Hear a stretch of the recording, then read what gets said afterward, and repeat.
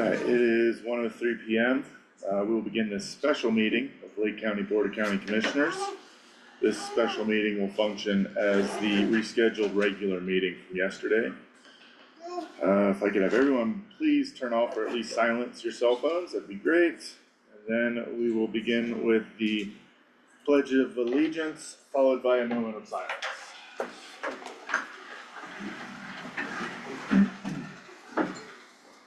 Pledge allegiance to the flag of the United States of America and to the republic for which it stands, one nation, under God, indivisible, with liberty and justice for all.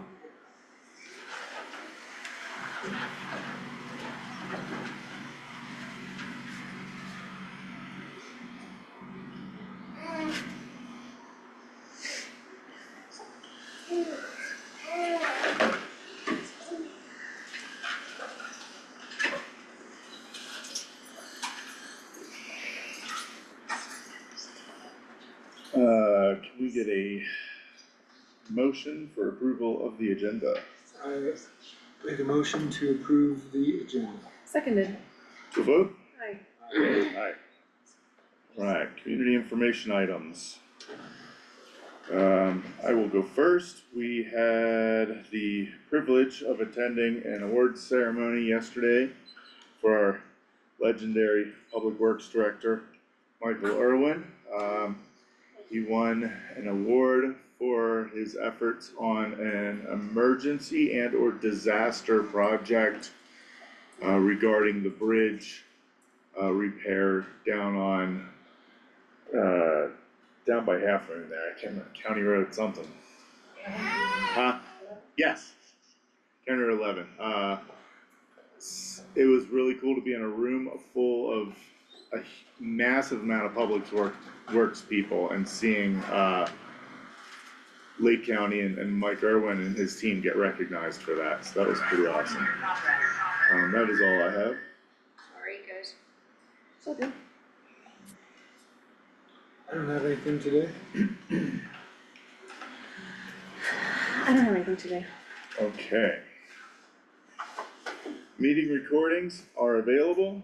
A reminder that all regular meetings and work sessions are recorded and available on the Lake County Government YouTube channel with transcribed and indexed videos. The recordings can be watched at a time that's best for you. Subscribe to stay informed on county decisions. Public comment is available for residents wishing to speak on an agenda item or another issue not on the agenda. To make public comment, residents may request to speak by raising your hand in person, using the raise hand feature in Zoom, or sending a message in the chat. The chair will call on public in order. Public comment is limited to 3 minutes, not including board questions. Action, if required, will be assigned to county staff. The chair may also ask that public comment on specific agenda items be held for later in the meeting.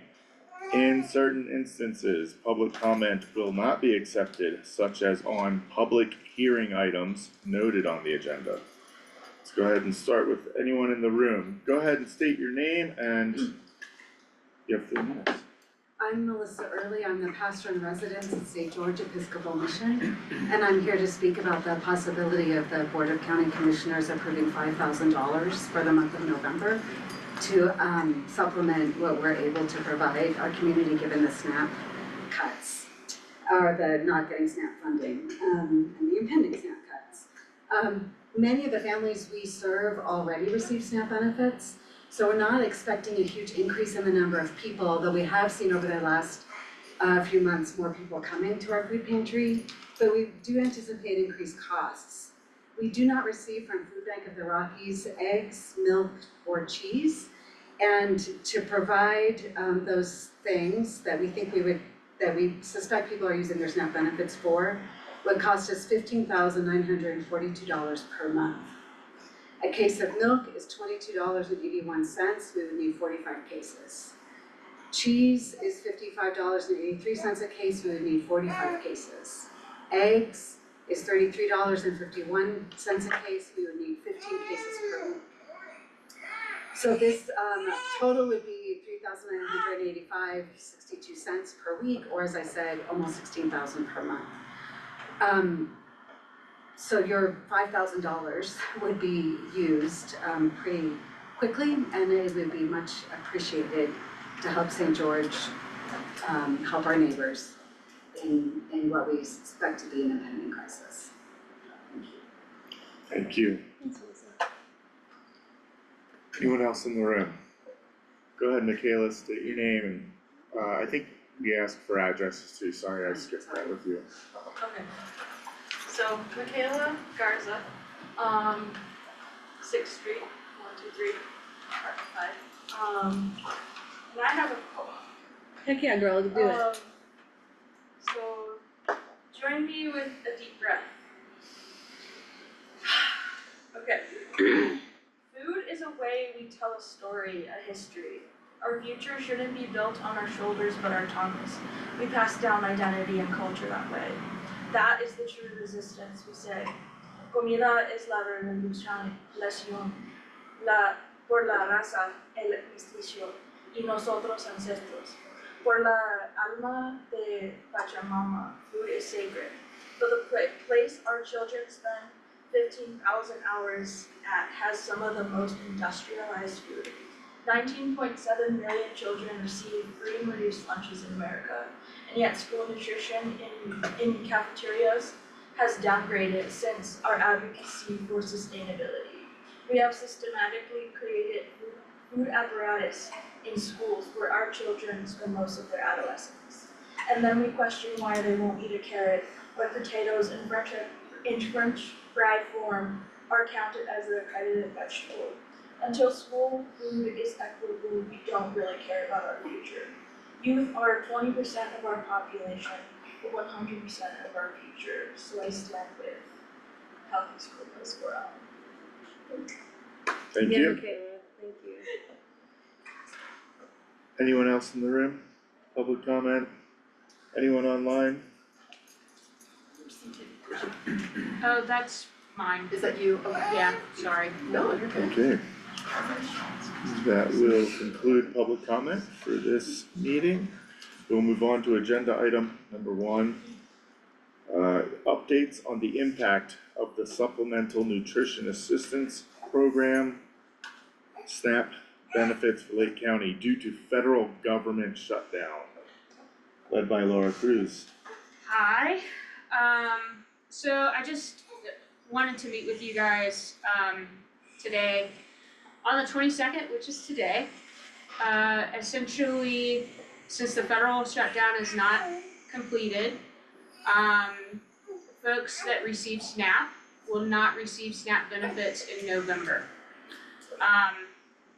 We, as a state, have been instructed by the Federal Nutrition Service that administers the SNAP program.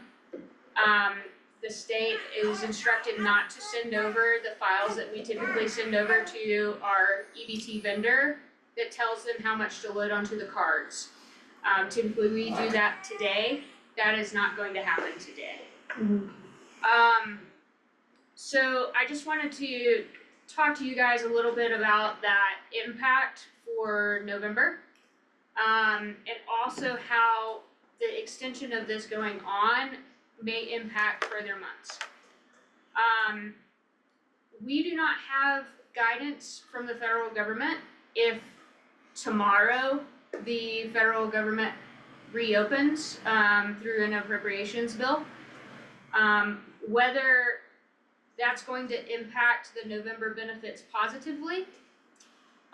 Even if funds get authorized, it takes time to get to the federal different departments.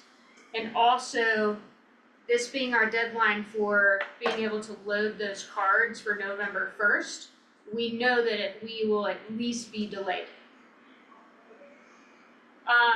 In a call this morning with the state, they don't believe even if we are able to get to next week, which Congress is not in session right now, so there's no decision making happening.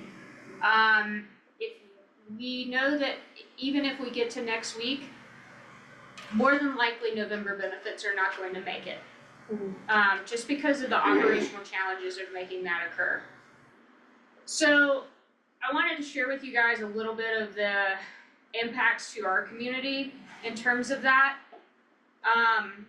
We have, as of October 17th, so my great team pulled these numbers for you guys.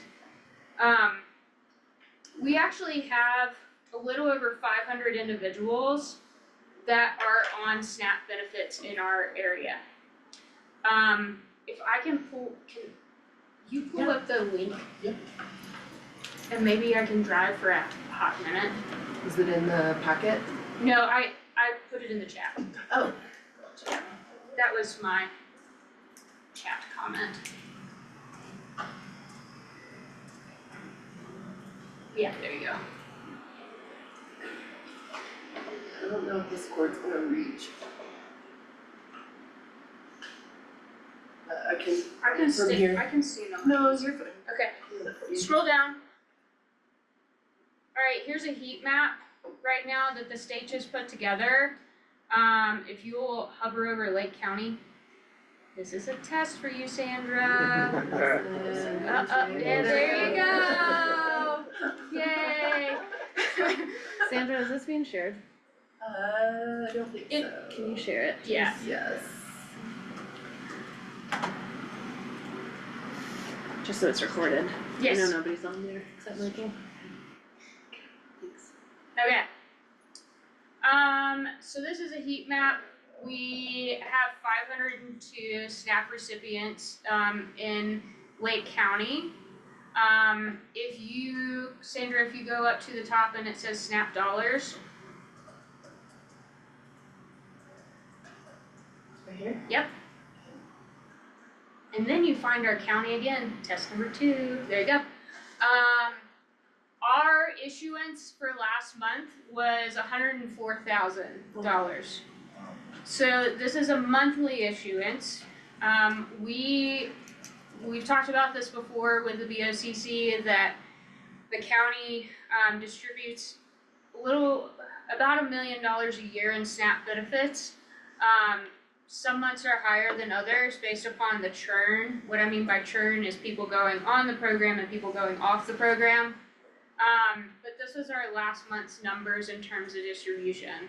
So when we're looking at a St. George food pantry here, trying to fill that gap for the month of November, we are seeing some major challenges when it comes to that.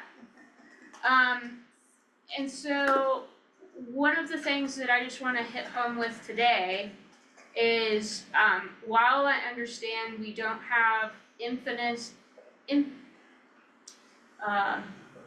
money coming out of our ears right now, it's gonna be a pass the boot situation to support our local food pantries and supporting the infrastructure that we have in place beyond SNAP. But for St. George to absorb $104,000 worth of benefits or money that typically recipients would receive this next month, which is also, just a reminder, a holiday month.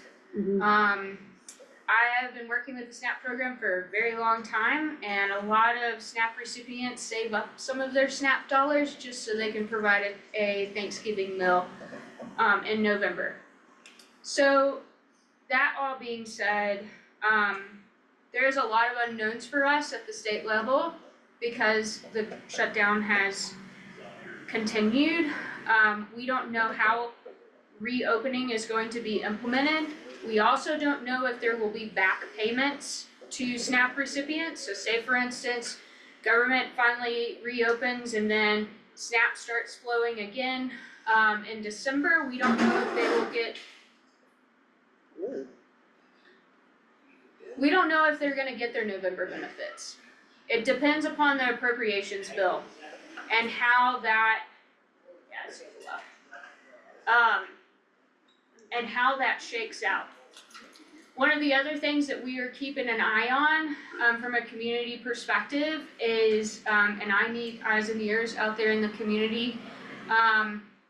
We have heard that in other communities there are some typical retail stores that take SNAP benefits that have stopped, that is actually against federal law for them to do that. So we need to make for sure that we're communicating to our business community that you still need to take SNAP benefits.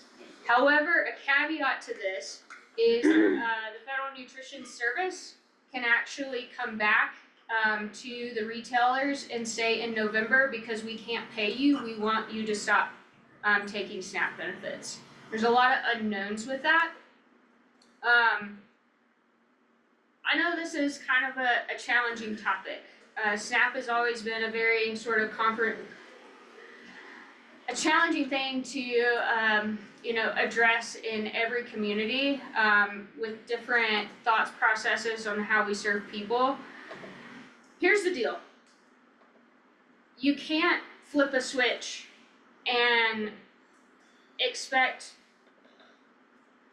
great results. There has to be a plan behind these things, and there's no plan behind this to address this issue. And so the equation of that and what it equals is people in our community that just can't take care of themselves. So that's a challenge, and I wanted to keep you guys informed. I don't have solutions. That's a big number. I don't have solutions. St. George doesn't necessarily have solutions to that. As a state, the state has been meeting. Governor Polis actually had a press conference at 10:30 this morning. The state is trying to send additional dollars to food banks that will hopefully trickle down to food pantries. That actually is a concern at the local level, whether that will actually trickle down to food pantries. But there is not a lot of levers for us to pull, other than for us to unite as a community to support these 500 individuals that are not gonna have benefits this month. It's been a crazy week for me.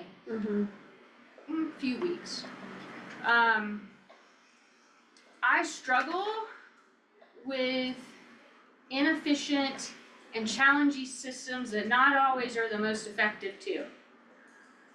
But I also have recognized sitting in this role that you can't turn off a switch without having a plan. And we're in that mode of we've turned off a switch, we don't have a plan. And we're going to continue with DHS and public health to have those switches turned off for us. And if we don't figure out ways at the government level, at my department level, to have ways to respond to these switches that we know are going to be turned off, our community members, which we all represent and support, are really, really going to hurt. And so I think it's important that you understand that 95% of those that are eligible for Medicaid are participating in Medicaid in this community. It's over 1,500 people that are participating in Medicaid in this community. 2027, we're gonna lose people on that program because of new requirements. Because of new SNAP requirements, with work requirements, we have about 70 families that are going to be impacted out of that 500 significantly and may not be able to meet the new requirements just because they still have to take care of their kids and those requirements have changed. And so it's really hard for me to sit in this role and not have the levers to pull if we're not prepared. 2027 is a date. I'm dealing with the apocalypse right now. 2027 is the apocalypse after, whatever in a sci-fi movie happens after that. But 2027 is when we're going to be hit with SNAP, the 150,000 potential for the community, for our SNAP match for benefits. We're going to see a reduction in our child welfare dollars, which we've had a lot of conversations about, the needs in our community, and as these economic issues grow, we're gonna see more in that realm.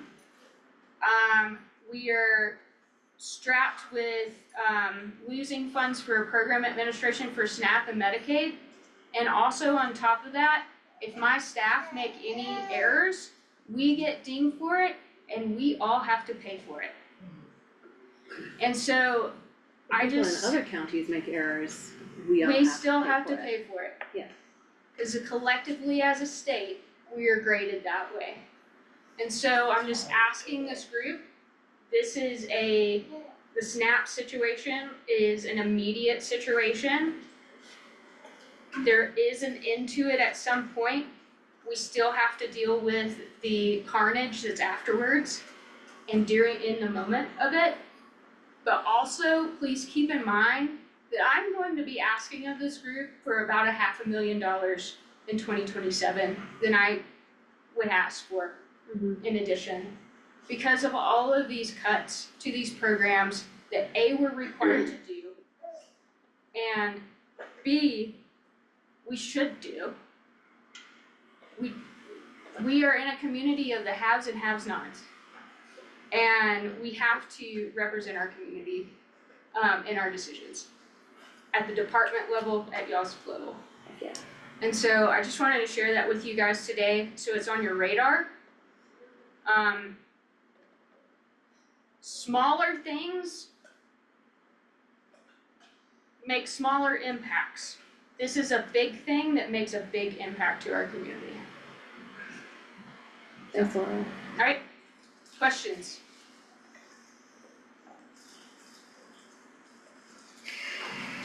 So you're not asking us specifically for help in November yet? I am asking you to support them with their small ask. We have not positioned ourselves as a county to respond to these things. My allocations, I can't solve her problem with that. I can't solve the community problem because of how packaged up they are, that I have to stay within that box. So this is gonna be a community issue, because us as government can't respond to something that big unless we start building ourselves to position ourselves to respond to these things. But we're not in the shape to do that. So I'm asking the group and everybody in this room that is a have, that you pass the boot and support them. Cause that's where we're sending people. So. The first agenda item is an update from Laura. The second one is an actual decision making. Yep. I hoped. Okay. Alright, thank you, Laura. Yep.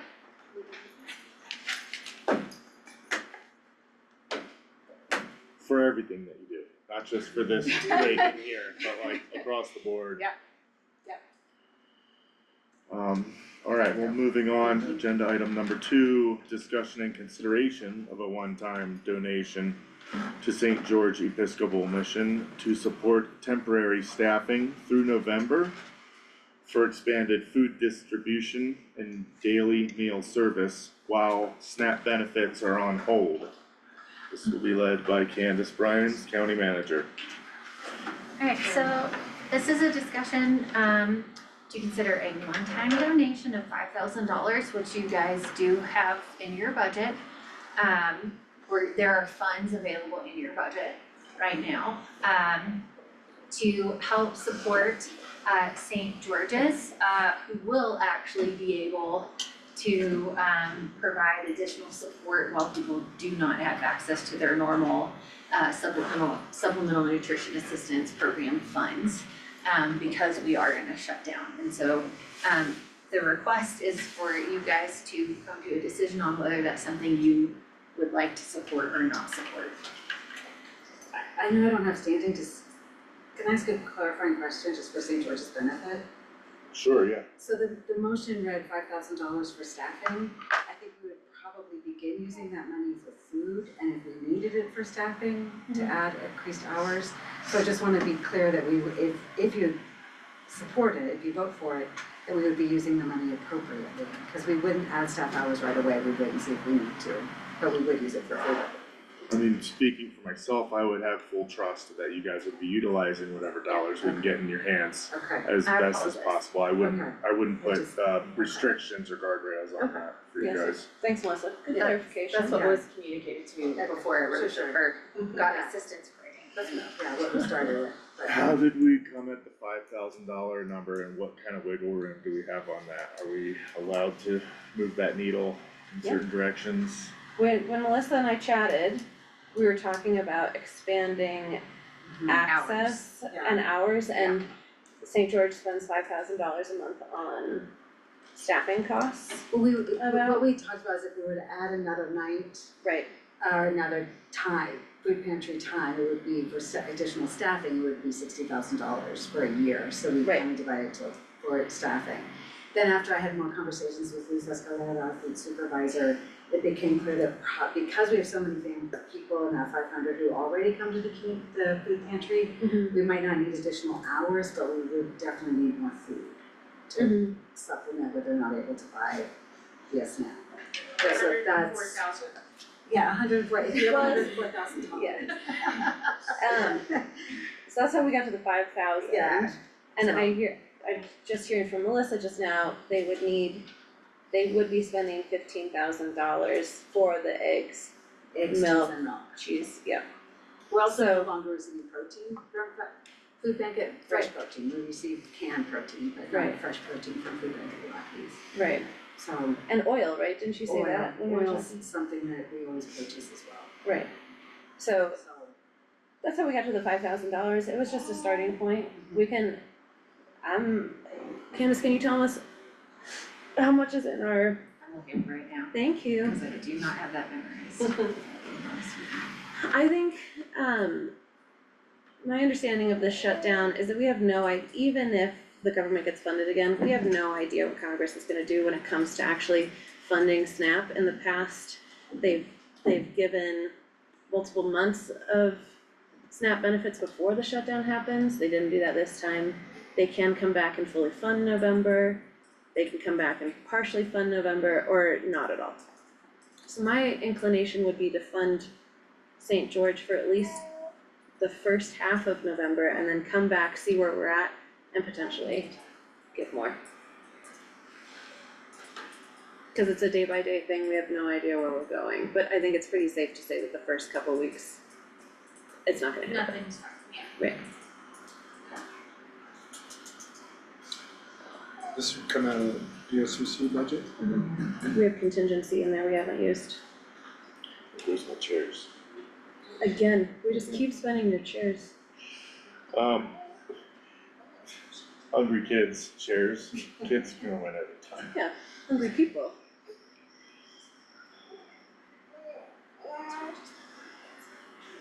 What are,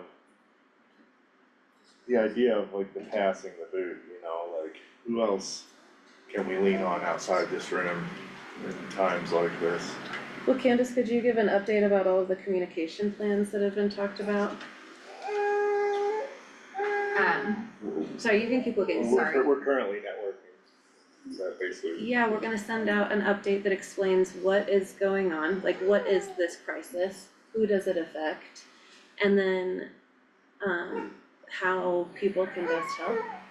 And purchasing cans and providing actual food is great, but you get so much more leverage from a group like St. George if you're actually just donating cash. Yeah. Because they can buy, their money goes further than actually people buying cans from It's a Safeway. moving target. You guys need to be light on your feet and be able to put funds exactly where they need to be at any given time. Right, and we are able to purchase from both US Foods and Food Bank of the Rockies for less expensive than purchase. I mean, it's great if people do, but. Yeah. So you guys have $9,168.79 left in your contingency year to date. 9,000? So little.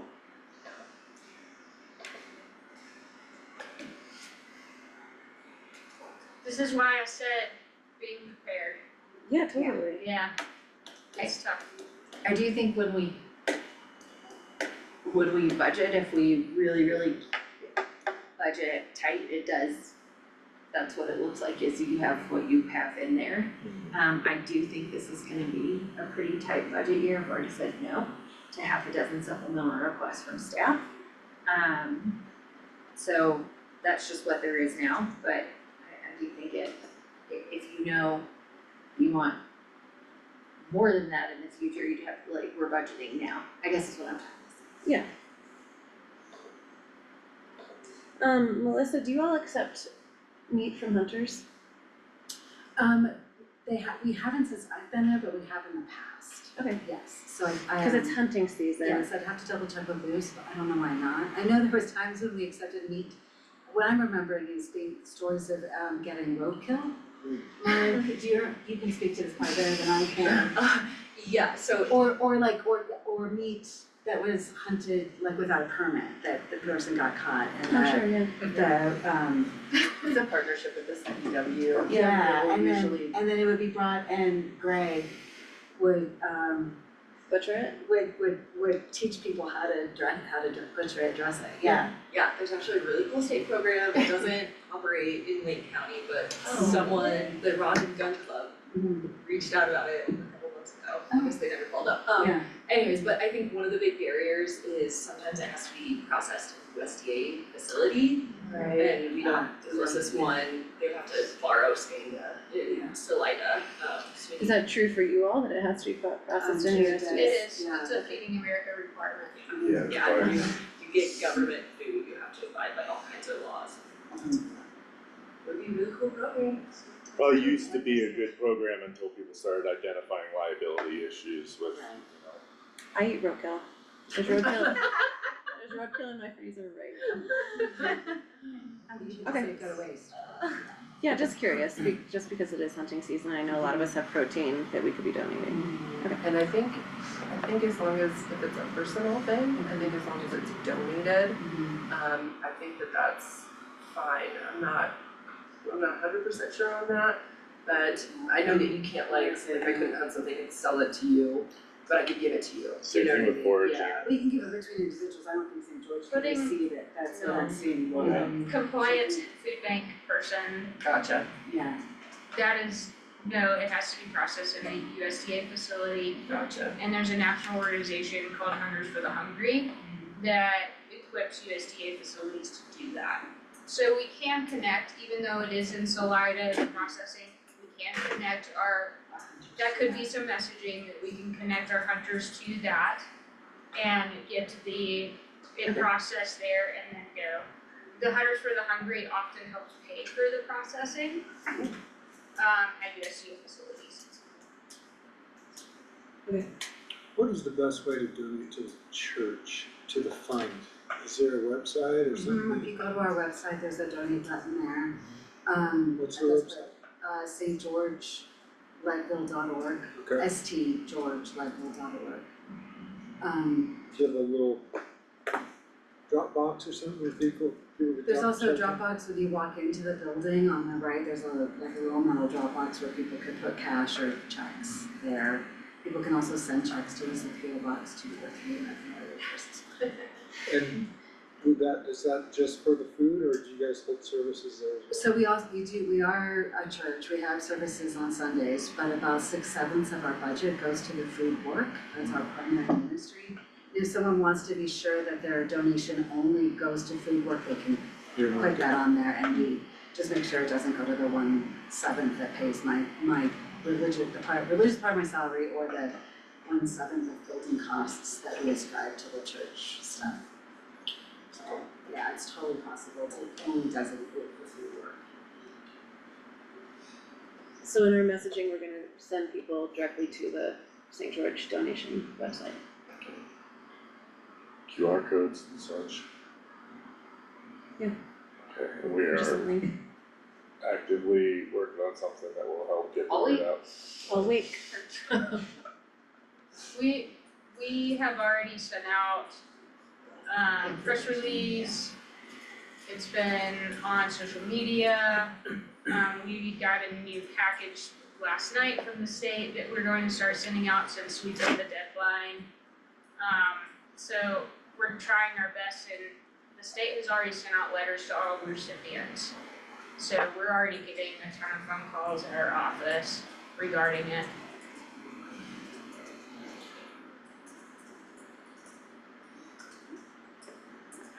I make a motion to donate $9,000 to St. George Episcopal.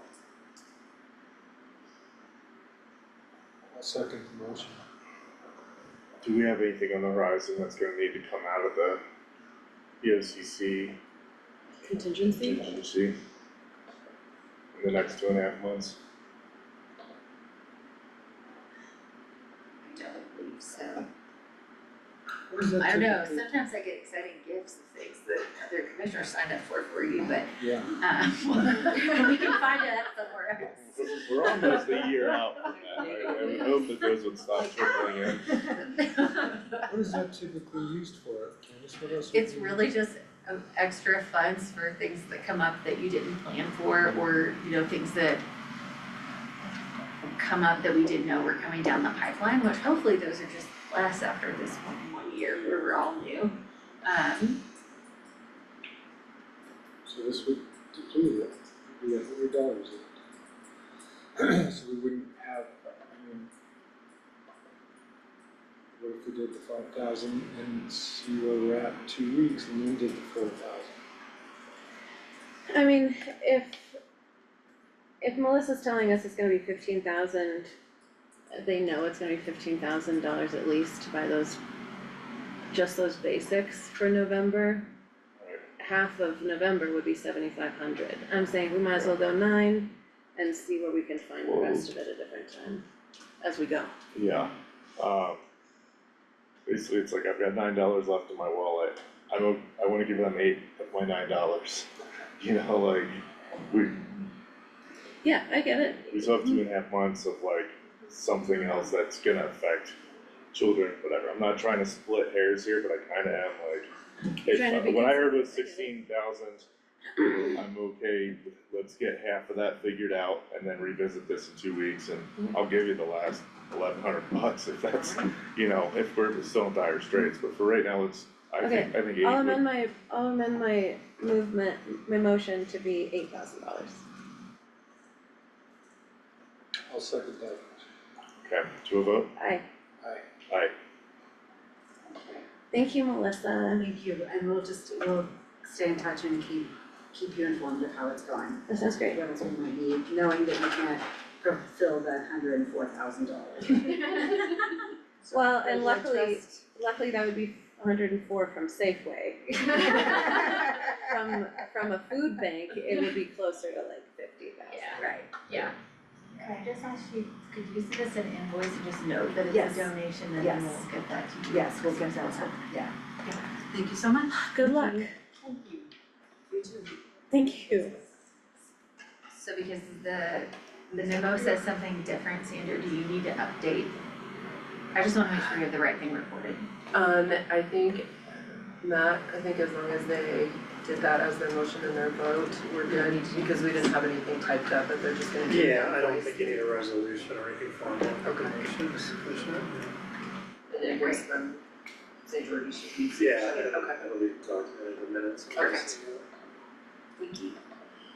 alright, moving on, agenda item number 3, discussion and consideration of an amendment to the professional services agreement, PSA, with Marcin Engineering, led by Jackie Wheelahan, Housing Program Manager. Hello, Jackie. Hello, so I wanna let you know, Michael's also on the meeting virtually, and Tom Marcin is here in person. So we just wanna give you an update, we did talk about this a little bit in your last regular meeting, that we were anticipating this expense.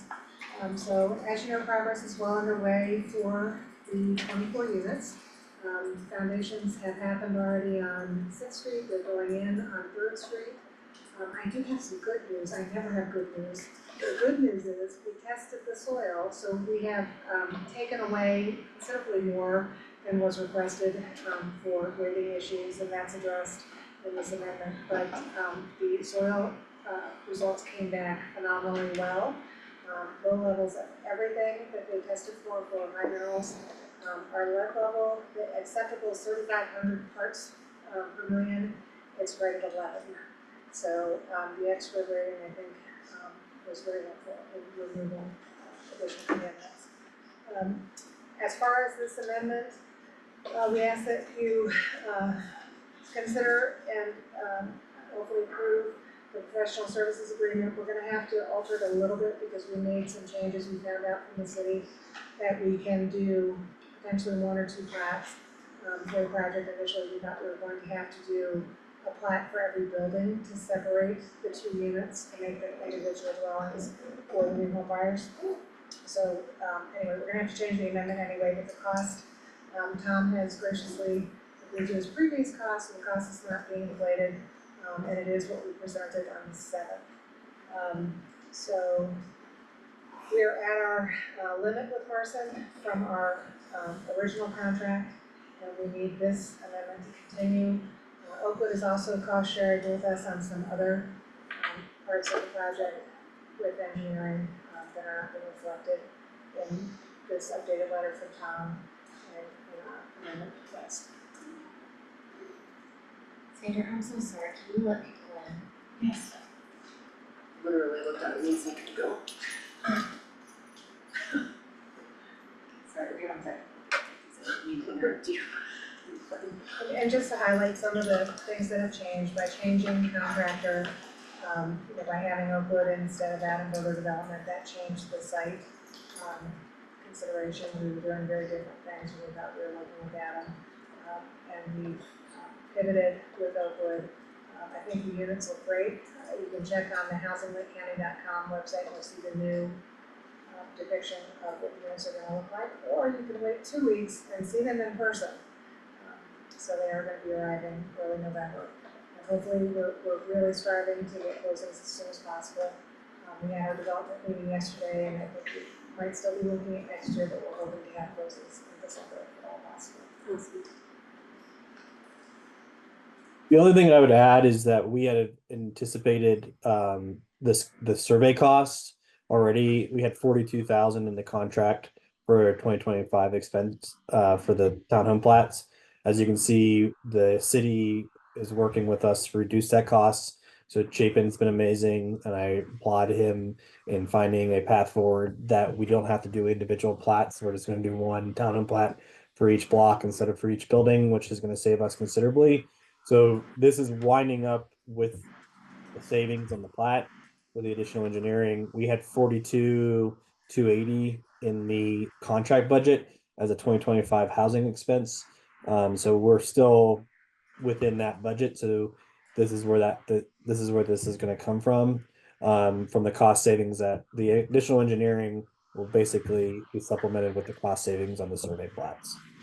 So effectively, this is a net zero ask, but because the PSA is executed and we're at that price point, we need to amend it, as well as we had anticipated coming back to the BOCC regardless, because the townhomes weren't in the original scope of the budget when we approved it, because we knew we were going to have to get additional pricing on that. So that's why that 42 was reserved in the contract.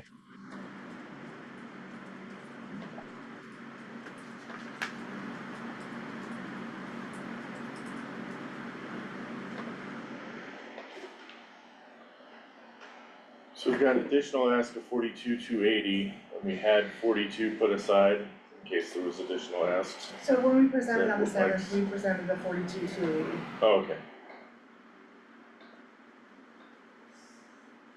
If I can share a screen real quick, I can pull up the contract budget. I have it in front of me, and so you can see there's a bunch of additional costs in there, just so you're fully aware of everything else that was budgeted in there.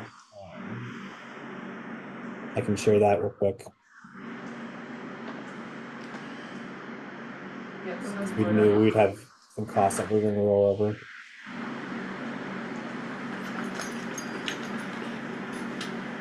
I don't know if we have a choice. Sandra's working on it. Okay, no worries. Down on the bottom, share. No, you have to let him share screen. You have to make him a co-host. Oh, okay. If it's gonna be, Here? No, No, on there's- his picture, there's 3 dots. Ah. Yeah, make a co-host, there you go. Now, you should have There we it go. now.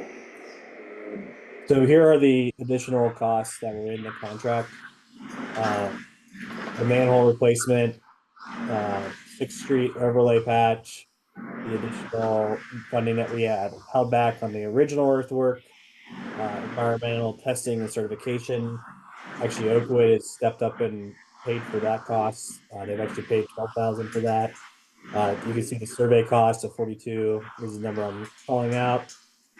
We had engineering and drainage, soil cap removal, and then you have the other purchase contingencies. We are, the contingency we have for the budget is 150, right?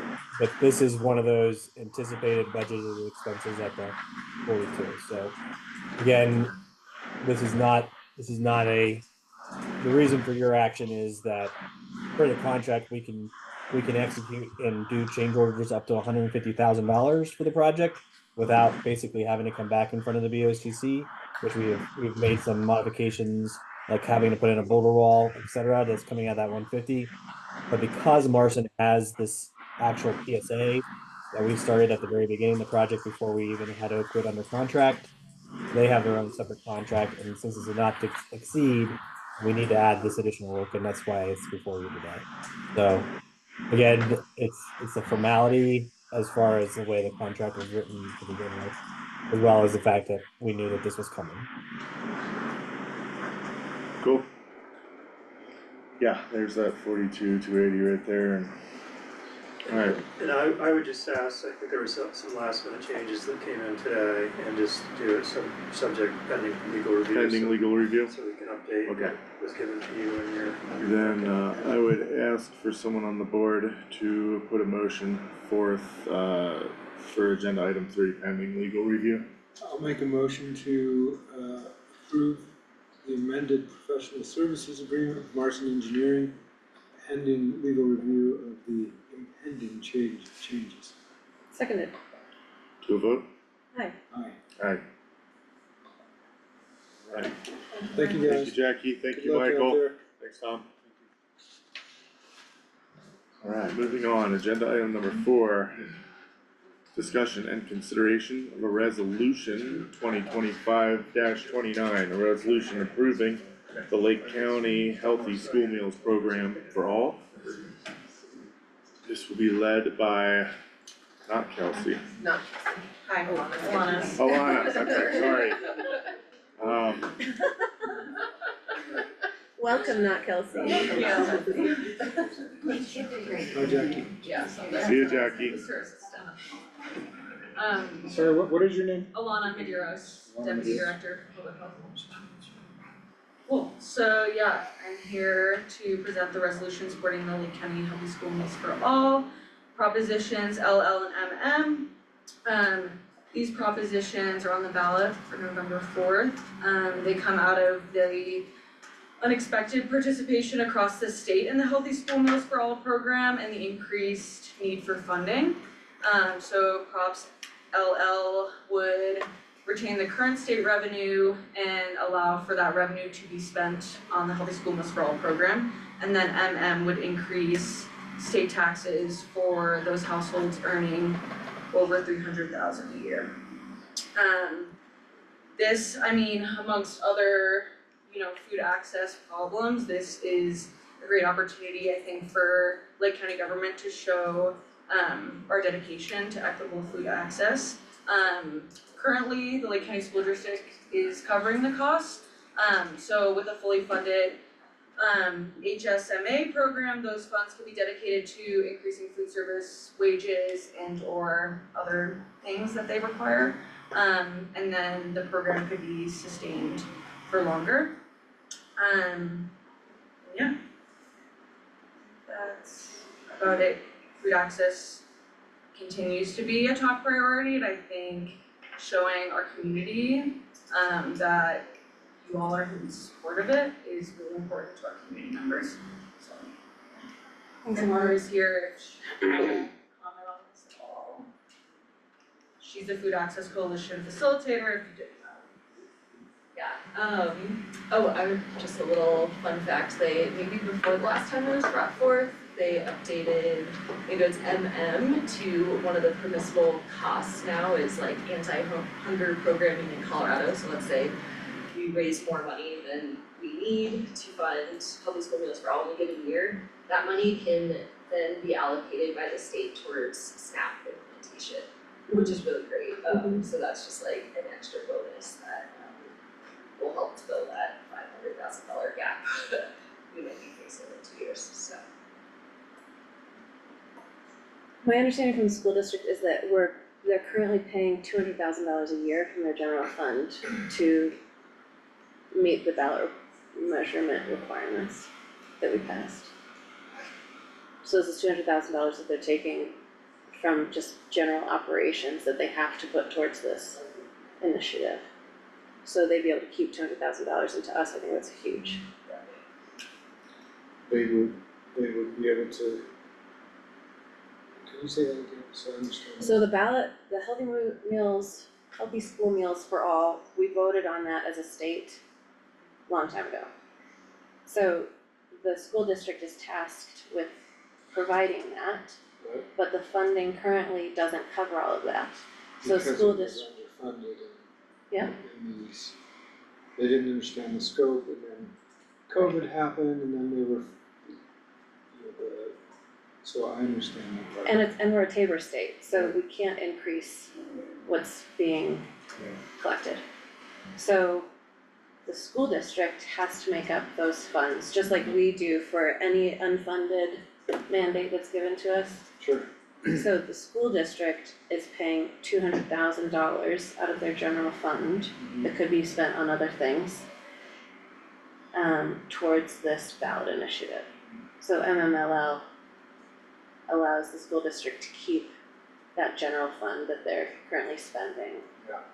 And it eliminates any Tabor caps, they'll collect it in perpetuity, regardless of people's incomes increasing. 300 doesn't, sounds like a lot to us now, but in 20 years that may not be that much, so.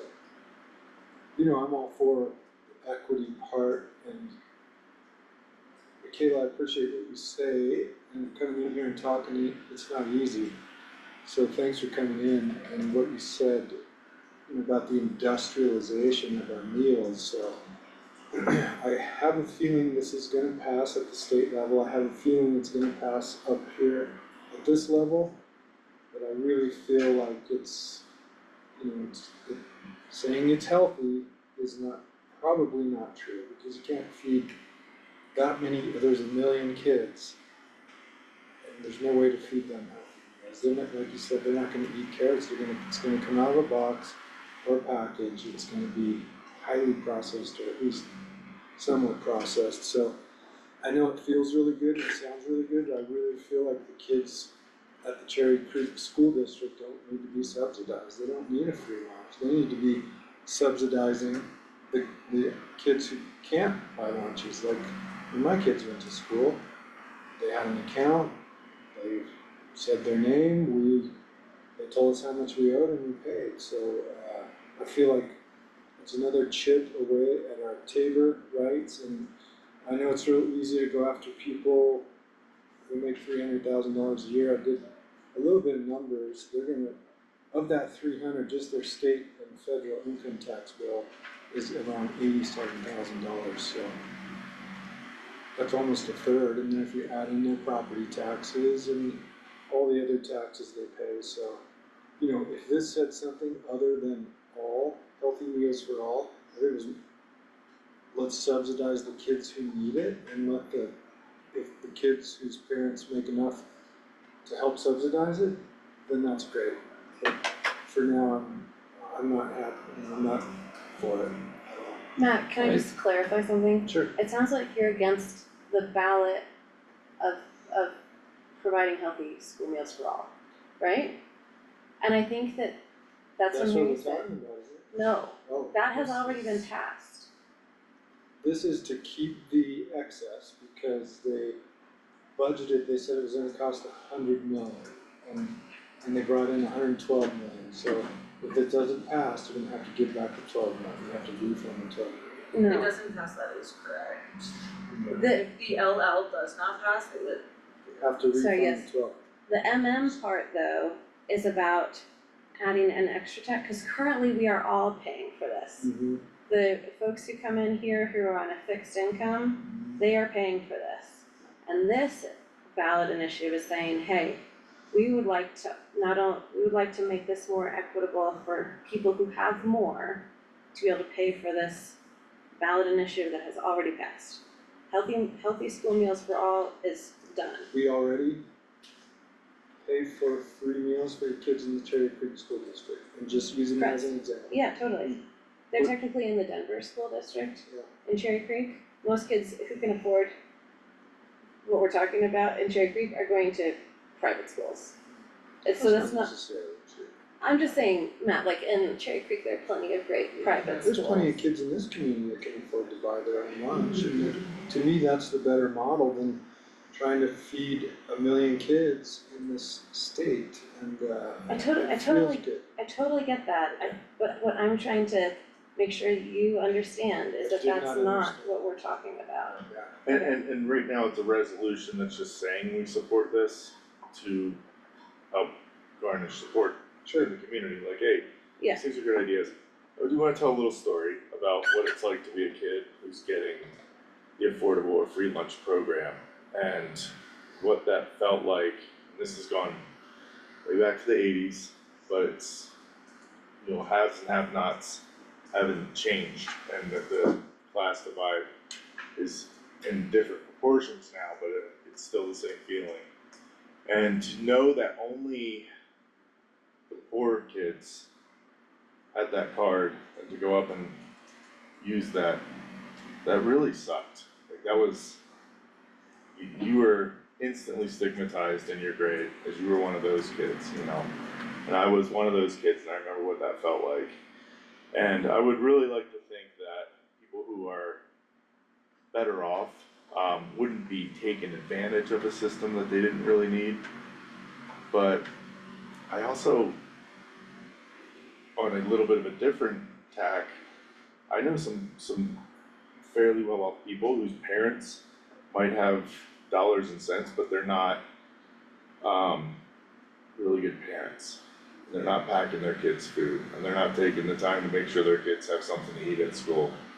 So there's probably some situations where people whose income statements don't necessarily reflect on what their kids are being provided with or how they're being taken care of. So I think the for all part, it's not perfect, but I do see reasons why, number one, like the stigma of being singled out as a kid who needs free food. And number two, that there are some people who hit certain, we've seen how the state decides who can get affordable housing or not, you know, there's flaws in there.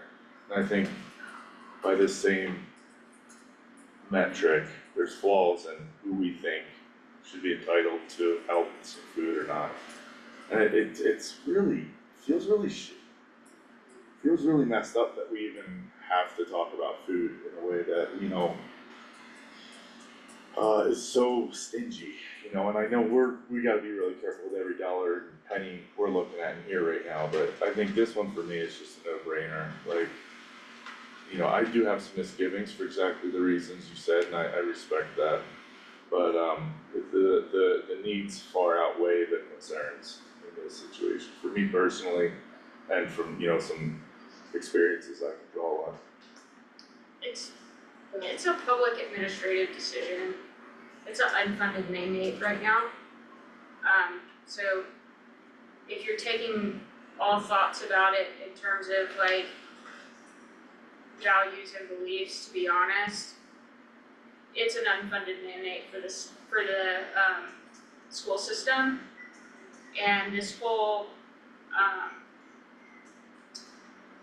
MM and LL is to give funding for an unfunded mandate. And so from a public administrator perspective, Kate's sitting in a seat and saying, hey, I'm having to make a $200,000 investment, just like I have to do in my department. I have to make this $200,000 investment, and I'm not able to pay my teachers what I need to be paying them, or I have XYZ in terms of infrastructure problems. Here's a way, since I'm mandated to do this, I wanna support this and I want the community there to support me to be able to pay for it moving forward. As Elsa was making this decision was already made, we're just trying to figure out how to fund it, cause there was no forethought when it was made to figure out how to fund it. Yeah, I think we're like taking it back a little bit to be like, okay, here's what we're looking at, do we wanna support this? Do we wanna even put a proclamation out there that says, hey, we support this, we don't support this, you know, and which, you know, in turn does have downstream effects when it does come time for voters to turn in their ballots. Yeah. So, you know, I'm just trying to give a little bit of a story to the room about why I do support putting it out there that I support this. Correct. Well, there's ways to get it around that. Each kid could have a card, doesn't matter if it's loaded by your folks or by the state or by the feds, everyone has a card or they have an account. So I understand what you're saying, I don't think it's valid in this day and age.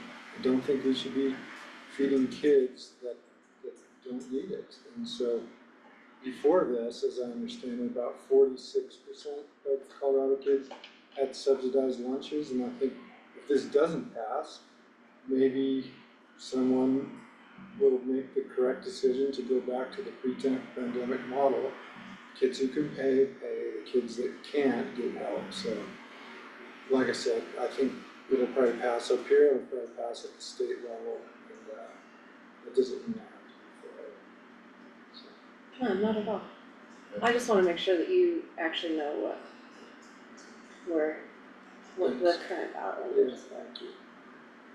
That's all correct, what I said, right? Pre-pandemic, this Healthy Meals for All, it was about 46, about half the kids in Colorado needed some sort of help.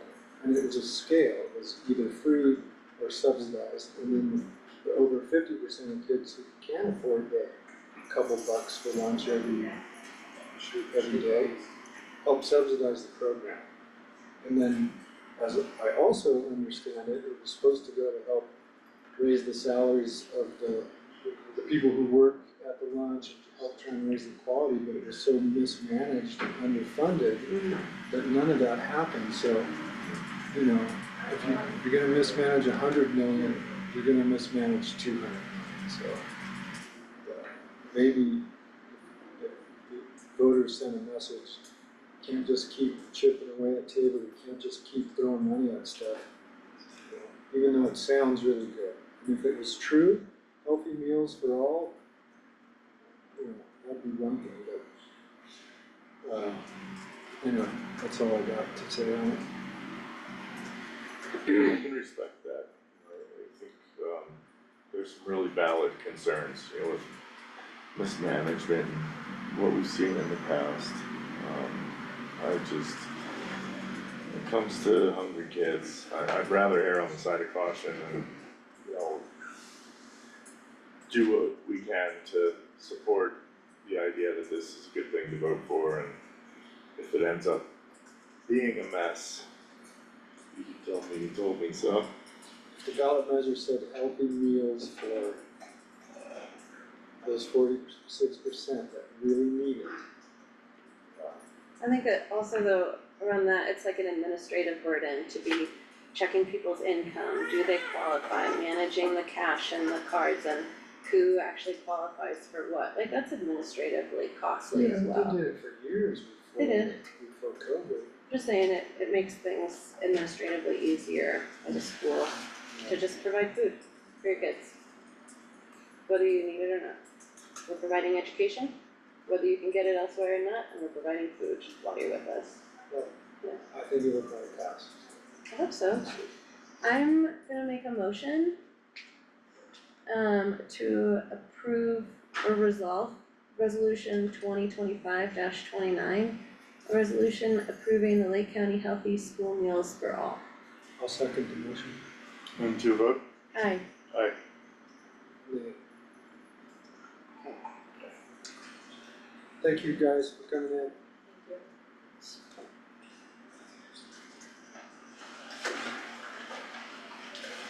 Favorite topic, Matt, are you ready? Get my- Can we do this on another day? Why? I'm just kidding.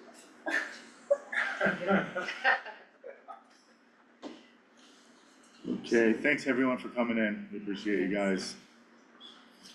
Go breathe the fresh air for us. Yes. Not the stale corn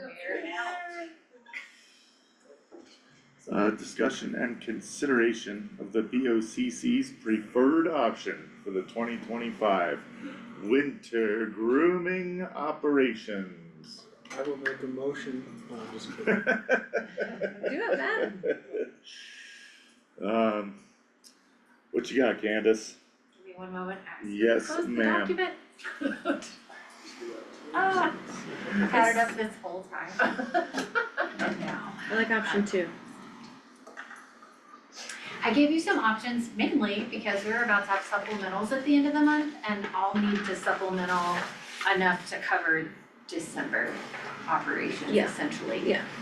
But I can't make that proposal for a supplemental unless I know what direction we're trying to head in. Sorry, here we are. Alright, so if you look at the memo that is in the packet there, I've gone through a couple of the options that we have. Information on option 1 is the in-house estimated cost, and this is based on numbers from Michael from Publix from last year. We think to use our equipment, it would be around $90,880.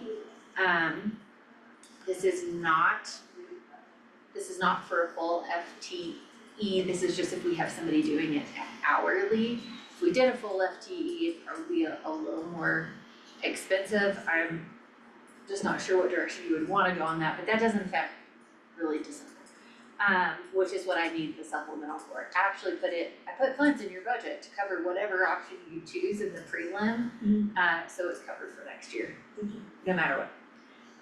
Option 2, which we didn't have all this information before, was the contracted grooming, which is $57,000, $57,912.75. That includes a 5% contingency, which I think was in the contract, and that would include the grooming of the mineral belt up to 4 times a week for 17 weeks, and we define the season as December 1 to March 31st.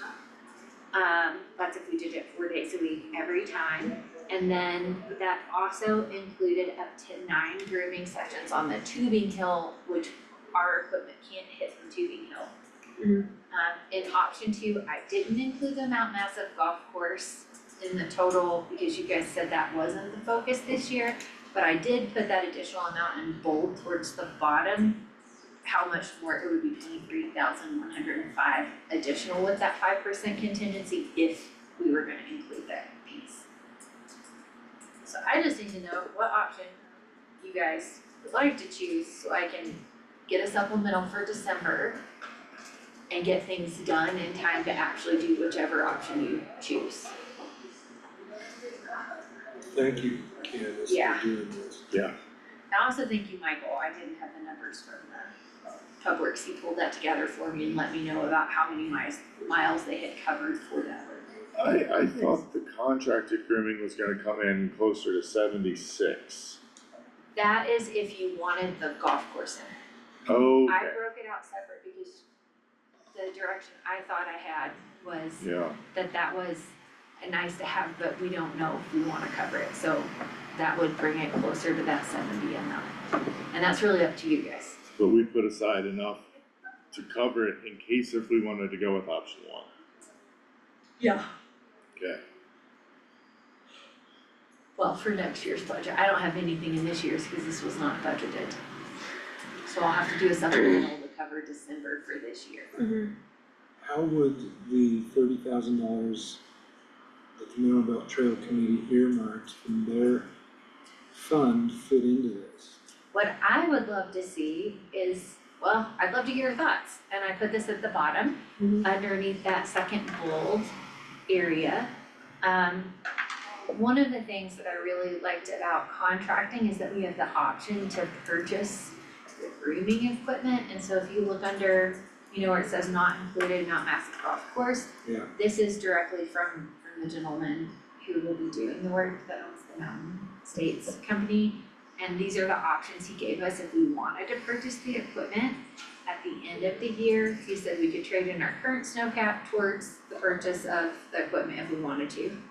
And/or, they would give us a credit of 50% of whatever we spend on grooming towards the purchase of the equipment if we wanted to at the end of the year. It's so generous. I think if that's where we're at, then I would say if you guys could hold on to that and keep raising money, I would rather invest in a better piece of equipment.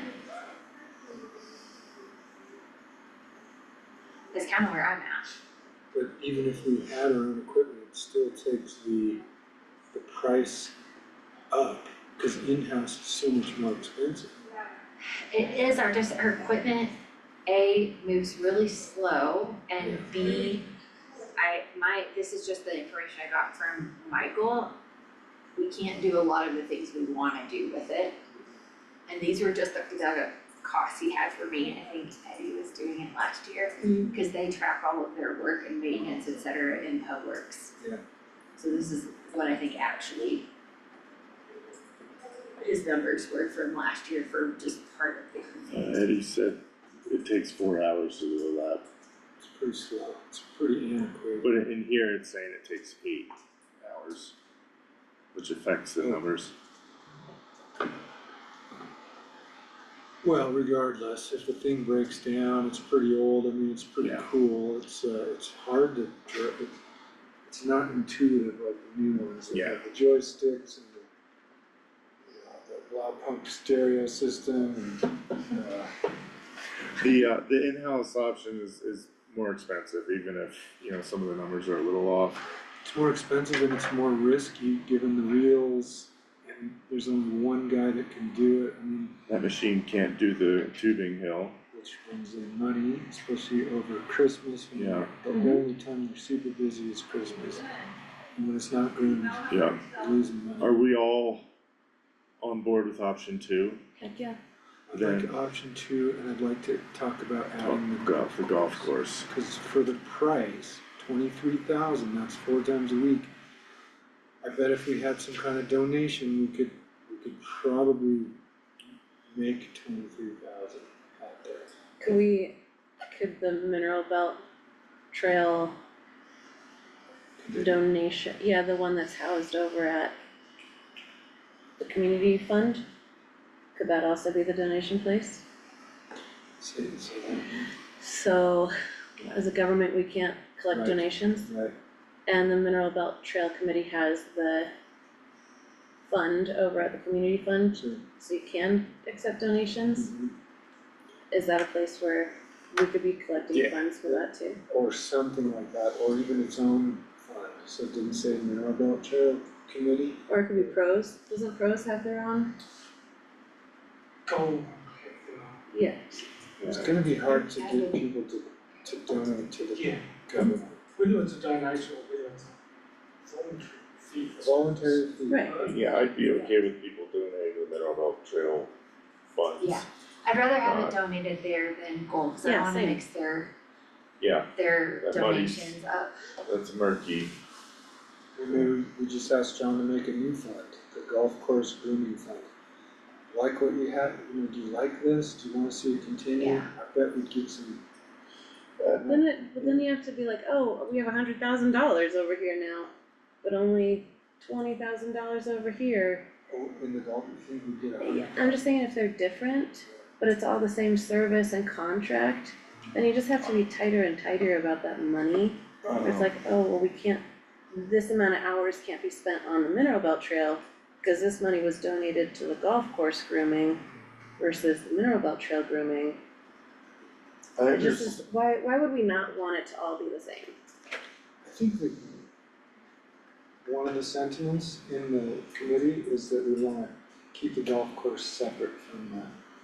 I'm not saying that's right or wrong, Sure. I'm just saying that some folks have expressed that sentiment, like, let's keep them separate.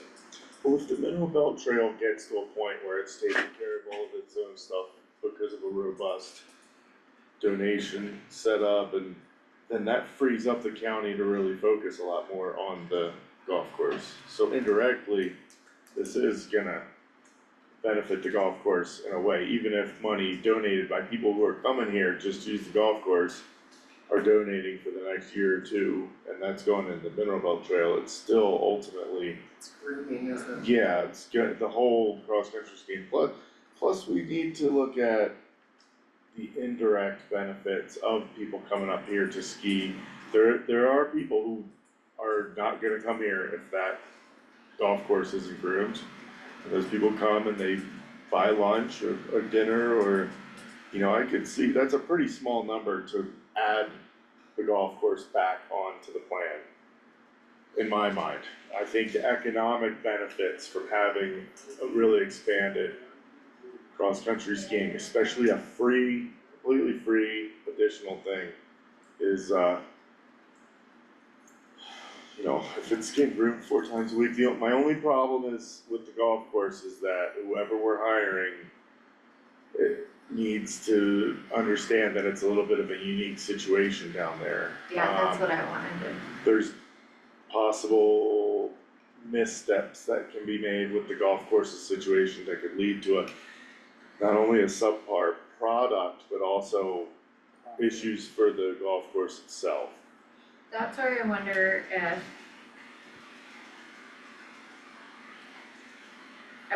if we don't do golf course just the first round, but then you guys would have to help me, I don't know who is in charge of the golf course currently, the human that is, but I think that we really need to have a plan for it. This is exactly where it has to be groomed, this is the real trail, are there trees and like, I don't know, there's just a whole host of things I can't answer about the golf course and what it would need from the trail, and I just I have just a few concerns, I don't wanna mess up the golf course, I don't know that there's a real established built trail. So then someone trying to groom it who is outside of their organization makes me feel a little worried if we don't have really good input from them on what they want. The other thing is our budget is very tight. And I just know we're gonna have other things come up next year and I wanna be smart. Yeah. But if you guys say do all of it, we'll get it figured out. I'm just gonna need some real input from people on the golf course to make sure that they are directing where that needs to occur. I think I have accepted the position that we're at a point in this county's history, you know, like through a decades-long series of events that have us to a point where we should start saying no to a few things. I love the idea of getting that golf course groomed, but I love the idea of some other things that I've said no to, as far as dollars and cents. So if we could have the Mineral Belt dialed and in really good shape, done professionally, 4 times a week, I think the results would show the community that like we're taking this seriously. We can't do it all at once, and we're in a position where we are in belt tightening, but somehow we've managed to improve the showcase item that we have, the most important aspect of it. And we're gonna work towards what's next, but for now, we're taking really good care of the things that we do have. I feel like the things that are really most important, I almost feel like if we start right here with grooming, the next decision we need to make, where we have to treat things the same way across the entire county, our buildings, certain roads, things like that. You know, it's sort of like getting in the habit of like, okay, like, let's do a really good job at this thing. If we get that dialed in and if it gets easy to us, then we can start adding more stuff to it, but until we've covered our bases, then, I don't know, I love the idea of getting the golf course figured out, but I think within the theme of how everything else is right now, I'm okay with just sticking with the mineral belt for this year, seeing how that goes, spending less money.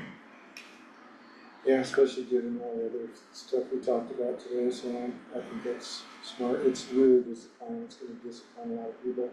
I don't think we're ready. Trail still has stumps on it, golf course board hasn't approached us, there hasn't me or, have they approached you at all, Duncan, have they talked about this? We've had a discussion. They're not really ready yet, No. I just, we'll be forcing it I wonder if, we get the mineral bed done, we keep the ski hill groomed, and we really just love how it's going. We do have, 26 winter season, and so I kept our sales tax really conservative, because I just don't believe it's gonna be as large as it was the last year. I hope I am dead wrong. I hope we're like, great, it's phenomenal, we have extra sales tax everywhere. If that's where we really find ourselves, phenomenal, then I think we can ask ourselves, hey, do we have time to work with the golf course to say, do you guys wanna get ready? We feel like things are looking great, our revenues are up higher than we thought they would be. Do you guys wanna work on a plan for a trail? We know that come, December 26th, we can commit to both. And then it gives us some time to plan, it gives us some time to really know where things are gonna shake out and what we will have a little more information about like, what is DHS really looking at next year? Yeah. What other grants did we find to go for? What other funding streams have we identified? Yep. Have we saved some money really operating a little more leanly and cleaning up some of our processes? I think we can have that mid-year discussion of, hey, here's where things are tracking, here's what we see for the next 6 months. And then ask ourselves, hey, do we wanna come back and do this a little different towards the end of 26? That's nice of you to say. I don't know if it's realistic, by the time there's 2 feet of snow out there, there's so many hidden obstacles that it really needs to start like first 6 inches, you gotta go roll it, and so. I think she's talking about for September 26th. Oh, Being in yeah. a position Yeah, then The of like, 26th, not 27th December. season. Yeah. no, with grooming, if you don't get started right away, you lose the chance for the I whole thought that year. was the carrot and stick. I'm saying if we don't do the golf course this time, I Yeah. don't think it means we're never doing that. I think it means Yeah. we get creative and have a couple months to think about where are we. Yeah, means we wanna do it right. Yeah, no, I agree, I think, given everything we heard and here today, it's a lot to ask, and we're not ready, and it's Thanksgiving, Yeah. so. Maybe that gives us time to work with them and see what they want from us, do they even want us there? Do we need to look elsewhere, so, Yeah. I think, the Mineral Belt Trail 4 times a week, now where would the new side-by-side that we got, where does that fit in? Is that a supplement on the off days by me? I'll drive it. I mean, there's a ton of, Yeah, we'll work there then. I think it's a backup. Yeah. So if we're paying for a service, it's just say, turn off, brakes down, they've got a different machine they can work. Yeah. To continue the service within 24 hours. It'd be a shame, cause it's brand new. Yeah. not to mention that there's like 27 miles of groomed trails on the east side that we Yeah. could lend a hand with. I mean, I cross-country ski on that stuff more than I do the Yeah. mineral belt. Yeah. It's, it is the playground for backcountry snowboarders and skiers and cross-country skiers all winter long. It's, it's just an added bonus. So we could look at lending a hand with some of the stuff up there and the Ginsu and the UTV. And, it's, if we're not running the thing into the ground, or, really flogging it this year, that just extends its lifespan. So, I mean, there's those additional CMC trails that don't get groomed Yeah. over the Christmas season two, which is the big tourist time that, you know, I don't know if there's. Yeah. CMC's very cooperative with everything. What are you saying, Matt, we could run the Ginsu in there? Well, you'd have to get CMC's permission, Yeah. but it'd certainly be an And then idea. And then they have students who Especially during, yeah, or maybe they have volunteer students. for us to be, And they're Clancy. trained. Clancy Wheelers. Many of the Wheelers Rooms back might there. wanna have be at that table, at least for the discussion, you know, cause Sterling, does a lot of work up there all winter with a myriad of different implements. I will volunteer if we could take the governor off that We'd have to talk to No. CTSI about that, thing. There's no reason for a governor, why is there a governor on it? for people like you. Just kidding, just kidding. To keep our insurance rates down. Yeah. You could do so much more, so It's a much. governor on insurance rates, that's what it is. But cool, I will make a motion to approve option 2 for grooming the Mineral Belt Trail exclusively with Mountain State Snowcats via the RFP. That also includes the sled hill. And that includes the sledding hill. That's just during Christmas, so Yeah. the 2 weeks where the college is gone. Yeah. And they're gonna do it otherwise, so that's a really good deal, and he came down on his contract, obviously, he wants the work, so. Anyway, I'll make a motion to approve option number 2 to groom the Mineral Belt Trail. Seconded.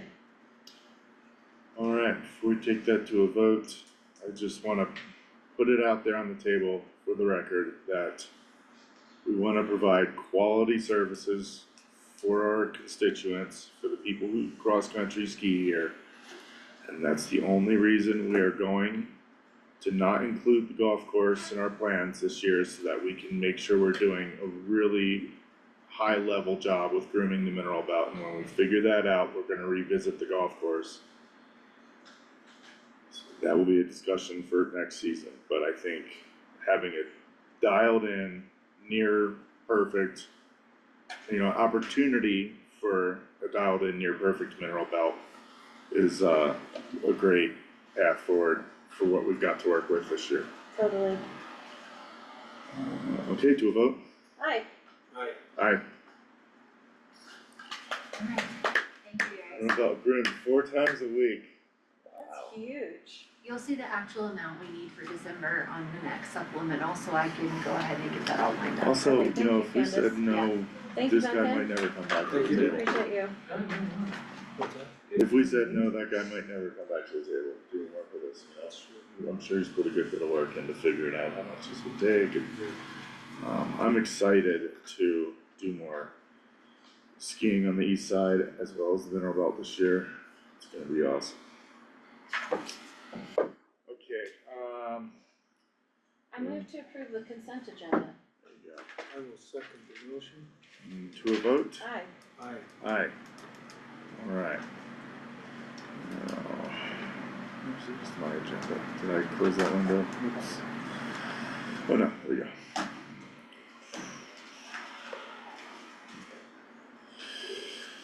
Okay, consent agenda approved. Alright, all packet materials for agenda items are available upon request. To subscribe to email or text notifications, please visit lakecountyco.gov/list.aspx. And with that, the time is 2:32, we will conclude this special meeting of the Lake County Board of County Commissioners. Thank you, staff, thank you, fellow commissioners. Thank you, Chair. Thank you, guys.